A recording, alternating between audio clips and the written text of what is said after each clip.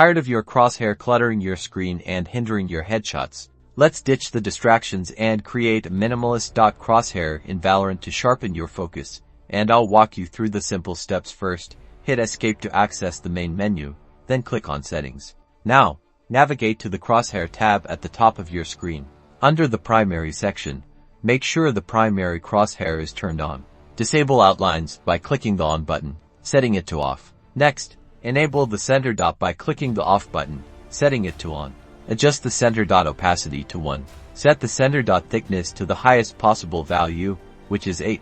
Turn show inner lines to off, and also, turn show outer lines to off. Make sure fade with firing error is turned off. And finally, ensure both movement error and firing error are also disabled by selecting off for both. And there you have it, a clean, precise dot crosshair ready to help you land those crucial shots. Experiment with different colors to find what works best for you.